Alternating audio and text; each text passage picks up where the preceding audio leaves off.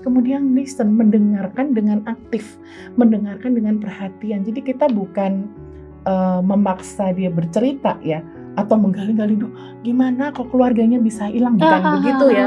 Ya, karena itu yang biasanya template kita tanyakan. Jadi bukan kemudian dia, gimana kok bisa hilang, kok bisa sampai meninggal, bukan itu. Tapi kita memvalidasi perasaan mereka. Jadi kan dalam situasi seperti itu orang bisa sangat sedih, sangat marah mungkin ya kan. Apapun yang mereka rasakan kita validasi, itu sesuatu yang normal pada situasi yang abnormal. Assalamualaikum warahmatullahi wabarakatuh, sahabat cinta Quran dan keluarga-keluarga Indonesia. Senang sekali di pagi hari ini saya Ummu Sajjad bisa menemani kembali keluarga Solih dan Solihah untuk ngobrol bersama dengan tamu-tamu spesial. Karena tamunya hari ini Ahwad alias Ciwi-ciwi. Jadi Ustadz Fatih Karim saya simpan dulu karena khawatir nanti banyak yang menjerit melihat beliau ya, Ustadz gitu. Gak sah ya, kita simpan aja.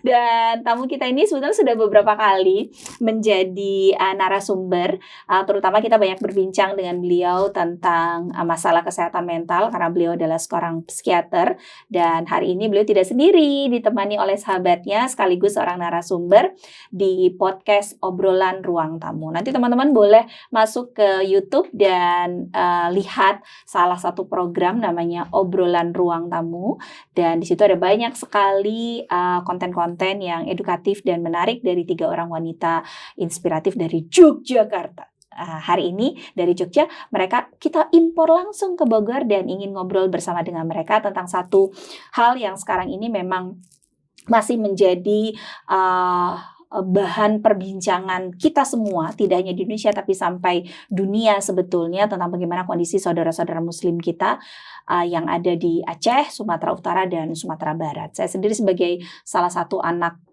Sumatera Utara, anak Medan, itu juga secara tidak langsung merasakan efeknya karena orang tua dan saudara ada beberapa juga yang terdampak akibat dari banjir bandang, belum lagi longsornya. Dan innalillahi wa inna ilaihi roji'un, ada lebih dari 1.000 orang yang meninggal dunia sampai dengan saat ini, dan masih banyak yang dikabarkan terkubur di dalam tanah dan lumpur yang belum bisa diangkat, dan ada lebih dari 200 orang yang sampai sekarang masih belum ditemukan. Kita doakan semoga keluarga yang saat ini bertahan, Allah berikan kekuatan. Tapi kan tidak hanya cukup dengan doa ya teman-teman, tapi kita juga harus membantu mereka dalam aksi nyata. Maka hari ini kita mau ngobrol sama Dr. Widya dan Mbak Yuli. Insyaallah. Assalamualaikum. Waalaikumsalam warahmatullahi wabarakatuh. Masya Allah.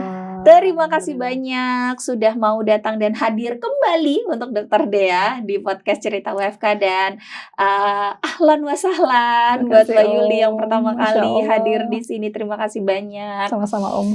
Terima kasih, dan mungkin teman-teman sudah mengenal Dr. Dea. Ya iyalah ya, karena beliau sudah beberapa kali jadi narasumber kita. Mbak Yuli ini saya perkenalkan, beliau adalah seorang ibu rumah tangga, dosen, dan juga pemerhati masalah keluarga ya Mbak Yuli, dan beliau sekarang adalah seorang kandidat doktor untuk sastra Jawa. Wah, sastra Jawa, saya langsung tuing gitu. Ngomongin sastra tuh tuing langsung ya. Masya Allah. Jadi kalau beliau ngomongnya tertata, lembut ya wajar ya, anak sastra. Emang selalu gitu? Nggak juga sih ya. Nggak juga sih ya. Jangan ngomong bahasa Jawa. Ya. Roaming Aku nggak ngerti ya. Dr. Dea dan Mbak Yuli, hari ini kita menyaksikan dan masih melihat banyak sekali berita, kemudian air mata yang masih terus tertumpah, kemudian juga desakan-desakan dari saudara-saudara kita yang ada di Aceh, Sumatera Barat, dan Sumatera Utara. Mereka yang sekarang sedang bertahan hidup di sana. Dan kita lihat kondisi juga sekarang masih hujan lagi dan hujan terus. Itu akhirnya akan memperparah kondisi yang ada di sana. Dan tidak cukup sampai di situ, mereka kehilangan keluarga dan lain sebagainya gitu. Pertama kita ingin mendapatkan pandangan dulu dari Dr. Dea dan Mbak Yuli bagaimana melihat kondisi bencana saat ini yang sedang terjadi dari sudut pandang seorang ibu, seorang perempuan, dan dari sudut pandang seorang psikiater. Silakan mungkin dari Dr. Dea dulu. Ya, baik. Ya, jadi suatu peristiwa yang kalau bencana itu kan peristiwa yang luar biasa ya, itu pasti menimbulkan respon psikologis. Nah, ada namanya reaksi stres akut. Nah, reaksi stres akut ini adalah satu respon psikologis ketika seseorang mengalami sesuatu yang luar biasa, bisa itu bencana alam, bisa kecelakaan yang hebat, bisa dia yang mengalami atau dia melihat pun bisa. Nah, jadi reaksi stres akut ini bisa terjadi menurut DSM-5 itu dalam durasi waktu 3 hari sampai dengan 1 bulan. Nah, dengan gejala seperti gejala intrusif, ya, gejala gangguan mood dan disosiasi, kemudian juga penghindaran atau avoidance dan hyperarousal seperti itu. Nah, gejala intrusif itu misalnya jadi ingatan berulang gitu ya, flashback, seakan-akan dia masih mengalami peristiwa itu. Nah, kemudian ada gejala gangguan mood gitu ya, jadi ada muncul rasa hampa, rasa sedih, rasa takut, rasa bersalah bahkan gitu ya, bahkan dia merasa, mungkin ada yang kemudian reaksinya kayak diem aja, seperti lepas dari lingkungannya, seperti terlepas dari dirinya, seperti itu. Dan hyperarousal ya, kewaspadaannya meningkat gitu. Menghindari pembicaraan, menghindari tempat, menghindari orang yang mengingatkan pada peristiwa yang menyakitkan atau peristiwa yang traumatis tadi. Nah, seperti itu yang bisa muncul di awal-awal ya, 3 sampai dengan 1 bulan. Nah, gangguan mental yang reaksi stres akut ini akan bisa berlanjut kalau tidak ditangani dengan baik. Sebenarnya reaksi stres akut ini bisa membaik jika kondisinya kondusif. Apabila ada penanganan yang cepat gitu ya, sehingga mereka yang misalnya kayak bencana nih ya, kemudian mereka segera mendapatkan rasa aman misalnya dengan diberikan tempat perlindungan gitu ya, shelter gitu ya, yang kemudian tersedia juga jaminan nutrisinya bagus, pengobatan dan lain sebagainya gitu ya.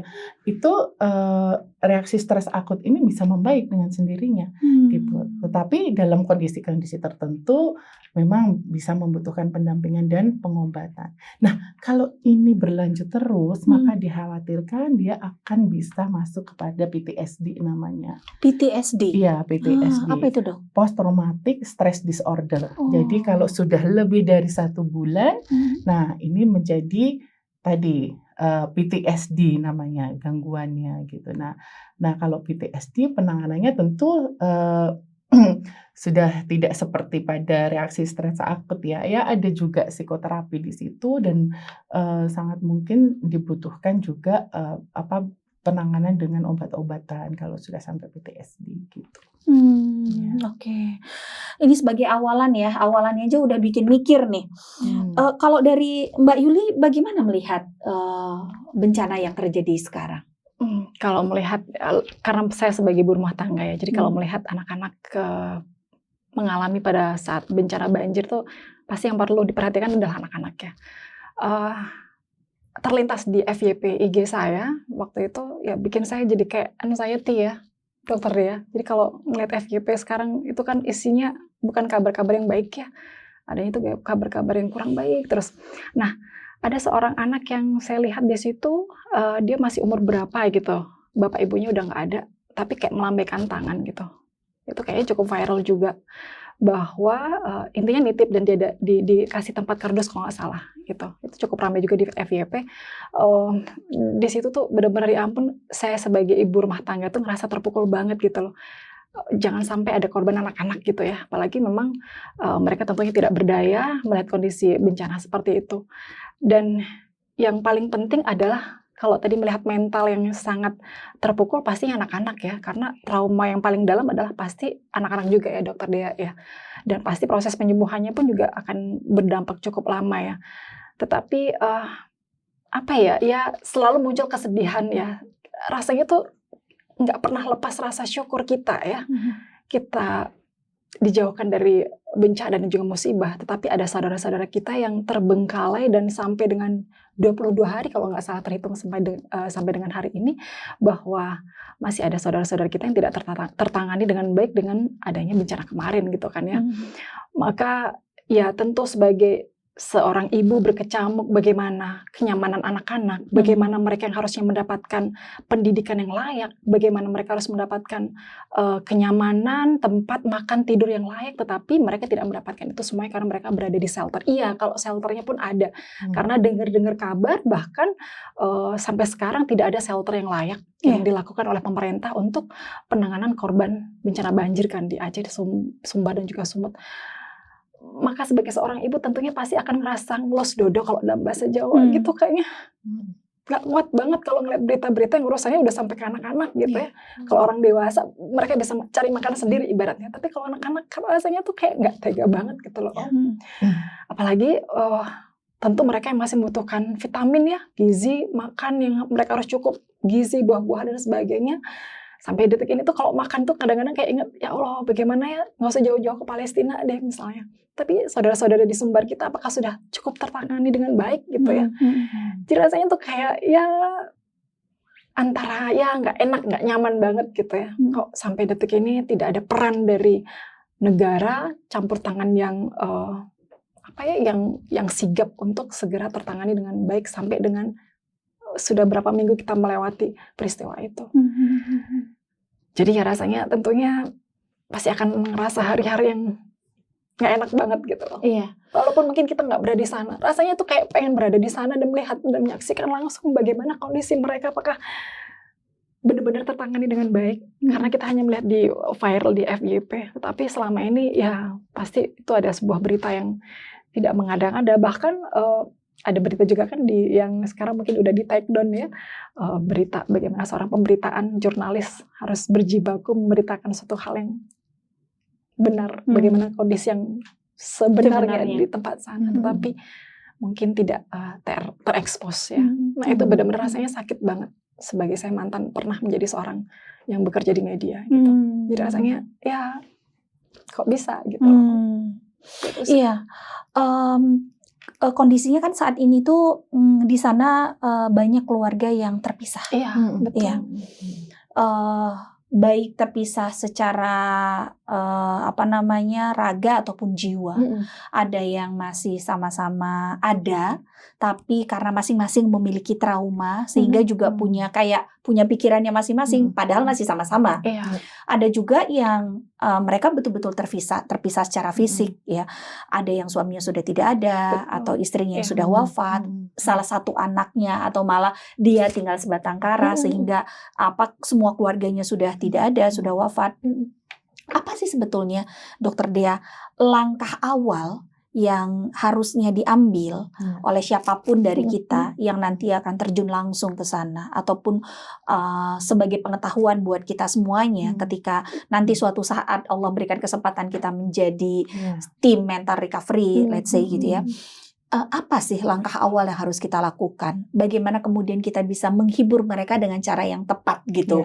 Kayak yang jangan ngadi-ngadi deh gitu. Ini langkah konkretnya apa sih gitu? Ketika mereka kehilangan, apakah cukup hanya dengan sekedar mengatakan sabar ya Bu? Mereka udah sangat bersabar, sangat bersabar. Iya. Nah, apa tuh langkah-langkah konkret yang bisa kita lakukan? Ya. Sebelum ke situ tadi Mbak Zuli mengatakan anak-anak ya, betul, anak-anak itu kan salah satu kelompok yang sangat rentan. Jadi ada ibu hamil, anak-anak, orang tua, bahkan kelompok rentan juga ada penderita gangguan jiwa yang sudah sebelum bencana ini. Betul. Jadi permasalahannya tidak hanya tentang masalah mental yang akan terjadi, tapi orang yang sudah menjadi penyintas gangguan mental sebelumnya. Bayangkan, gangguan mental itu kan harus rutin juga minum obat ya. Tapi obatnya kena banjir, banjir, Betul. hanyut, entah ketanam lumpur, dan mereka mendapatkan trigger stresor yang seperti itu, ya itu kan akan memicu kekambuhan. Mereka jadi Ya. gelisah. Ya kalau gelisah aja, kalau sampai ngamuk gimana? Ya kalau keluarganya masih ada, kalau keluarganya tadi Iya. meninggal atau terpisah, nah yang menjadi caregivernya ini kan satu beban yang luar biasa ya. Sudah gejalanya kambuh, Iya. orang-orang di sekitarnya ya kalau dapat tadi caregiver yang biasa Yang tahu, mendampingi yang dia, paham. kalau tadi Iya. keluarganya nggak ada, caregivernya nggak ada, ini juga satu masalah selain masalah mental yang baru gitu kan. Maka gini, penanganan mental ini akan bisa kita lakukan juga dengan baik kalau tadi penanganan yang secara fisik itu juga cepat gitu. Oh, oke. Iya, Jadi fisik dulu. Ya, jadi fisik itu maksudnya tadi misalnya kayak segera Infrastruktur dibersihkan, ya, segera segera. bagaimana Oke. listrik itu segera menyala, Padahal komunikasi kenyataannya listrik bisa. sampai detik ini juga Nah, belum komunikasi menyala segera ini, kemudian tempat aman segera Iya. diadakan. Nah, itu akan mendukung recovery pemulihan ya. mentalnya juga. Jadi ada Betul. namanya PFA. Kalau kita luka fisik ada P3K ya. Iya. Ya, kalau mental ada namanya PFA, Psychological First Aid. Oh. Nah, jadi apa iya, yang dilakukan oleh PFA ini? Jadi gini ya, PFA itu bisa dilakukan oleh siapapun, tidak harus petugas medis. Oke. Semua orang bisa melakukan PFA, asalkan diberikan latihannya dulu. Nah, jadi PFA itu look ya, melihat apa sih kebutuhan penyintas gitu. Iya.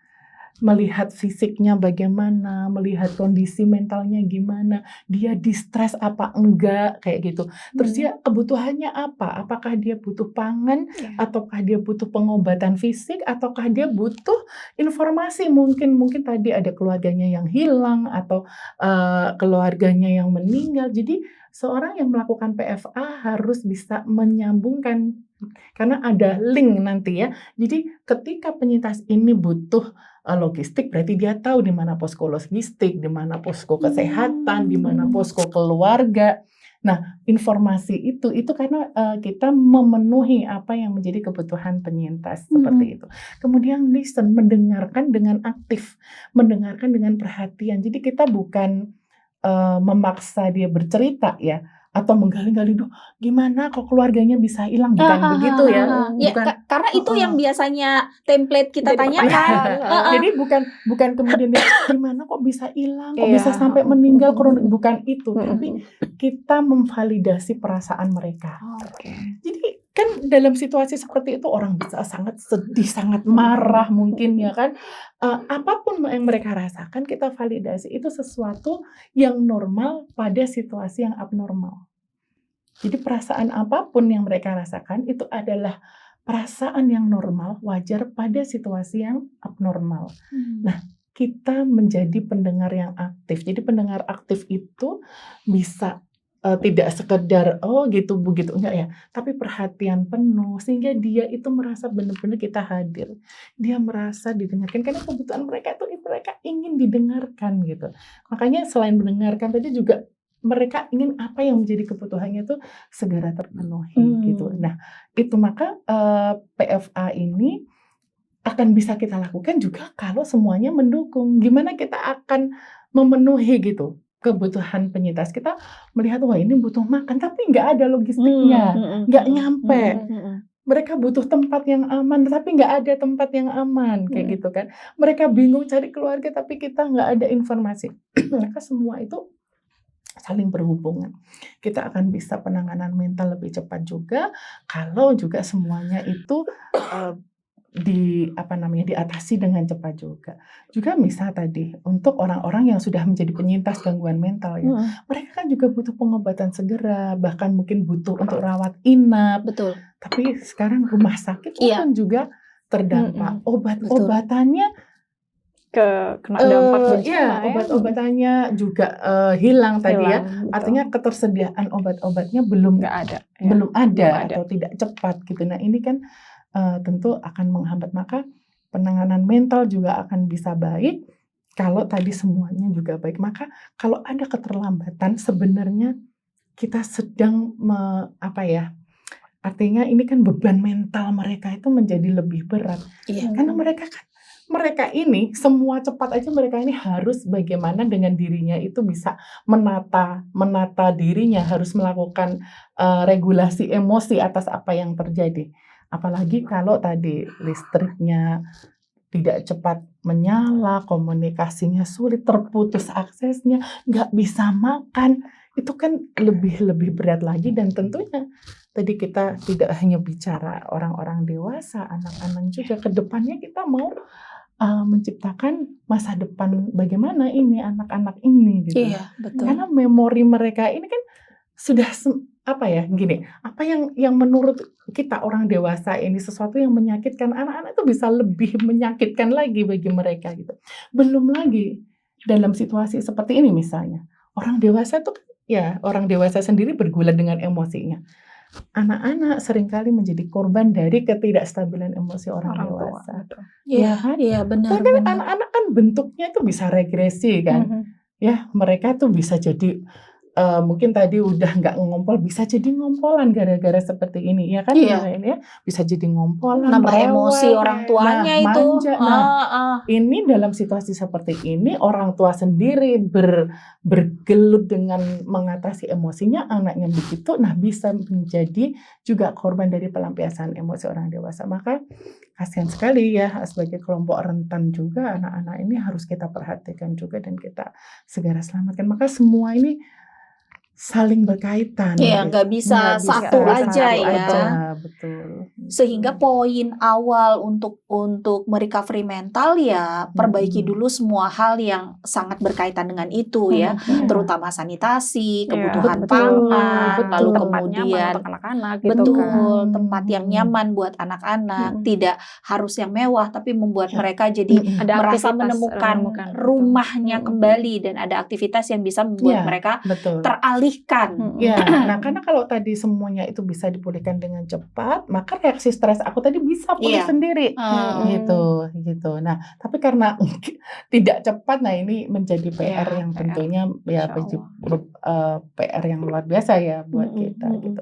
Nah, kemudian apabila selain tadi PFA ya, bila ada seseorang yang kemudian mengalami cemas berulang, nah ini ngomong-ngomong di sana juga banyak nih yang mengalami cemas berulang, karena kan masih musim hujan nih ya, dan kondisi seperti itu, jadi mereka cemas nih, gimana kalau banjir lagi, jadi cemasnya terus-terusan, gitu kan. Nah ada namanya juga teknik grounding, gitu ya. Jadi untuk membuat mereka supaya lebih tenang, gitu, itu ada namanya teknik grounding. Teknik grounding ini bisa secara fisik, indrawi dan kognitif gitu ya. Nah, jadi kalau teknik grounding fisik itu misalnya mereka merasakan kakinya, oh ini kaki saya nyentuh lantai. Tapi saya ngebayangin ya, Sofla di sana lantainya gimana? Lantainya penuh lumpur ya. Itu fisik ya, pokoknya kaki ini nyentuh di mana, tanah lah misalnya, kayak gitu. Itu fisik. Kemudian indrawi, grounding indrawi itu pakai 5 panca indera. Jadi 5 benda yang dilihat di sekitarnya. Oh, saya melihat ada kursi, atau mungkin ada pohon, ada meja atau apa, ada orang. Nah, kemudian 4 yang disentuh. Yang disentuh misalnya, oh ini permukaan kayu, oh ini baju permukaannya ada sedikit serat-serat, kayak gitu. Oh ini apalah, oh ini ada apa misalnya mungkin pegang kayu, oh ini kulit kayu misalnya kasar. Nah itu 4 benda yang disentuh. Kemudian 3 itu yang didengar. Nah, jadi mungkin suara air atau suara hewan atau suara manusia atau suara apa ya. Kemudian 2 hal yang aroma, dicium. Ya, jadi apa? Misalnya ya aroma boleh, atau aroma air hujan kan khas ya, tanah gitu ya. Bau tanah atau bau sabun mandi misalnya, kayak gitu. Tapi karena mereka di daerah bencana yang Ya. kecium bau busuk, Nah, itu katanya gitu. Nah itu gimana? Itu untuk teknik grounding bisa? Nah, kalau ini bisa jadi memunculkan Trauma makanya- lagi. Oh. Maka ini mungkin bisa Oke. kita harus melihat juga diterapkannya di mana gitu kan. Nah, kemudian tadi 2 penciuman ya, Iya. 1 yang dirasa. Rasa. Misal minum. Oh, ini minum air teh atau makan apa. Nah, ada juga teknik grounding yang kognitif. Kognitif misalkan sebutkan 5 negara atau sebutkan buah yang awalannya huruf A misalkan gitu. Nah, itu teknik grounding positif. kognitif. Kognitif. Kognitif. Kognitif Itu gitu. tujuannya buat apa tuh, Dok? Ya, Teknik supaya grounding kemudian supaya dia kembali ke kesadarannya, kembali Memicu kesadaran kembali. Masih tadi ingat kan nggak gitu panca ya? indera tadi kan dia berarti aku ada di sini, situasinya seperti ini Masih gitu. sadar gitu, masih ingat gitu Iya, ya. gitu. Tadi kan cemas berulang bisa juga dia menjadi Ngeblank, tadi lupa. flashback Flashback. seperti masih mengalami banjirnya kayak gitu. Nah, itu bisa dengan teknik grounding seperti itu. Dan itu bisa dilakukan sebetulnya bisa dibantu dilakukan oleh siapapun atau itu butuh kalau ahli? teknik Grounding. ya kalau PFA tadi bisa dilakukan oleh siapapun. Nah, kalau teknik grounding memang sudah dengan orang yang terlatih gitu ya. Nah, untuk terapi-terapi yang lain, nah itu memang dengan profesional ya. Kalau memang tadi dia misalnya sudah PTSD gitu kan, dia butuh psikoterapi ya. Nah, itu dengan profesional ya, dengan psikolog, dengan psikiater gitu. Maka bisa dilakukan CBT atau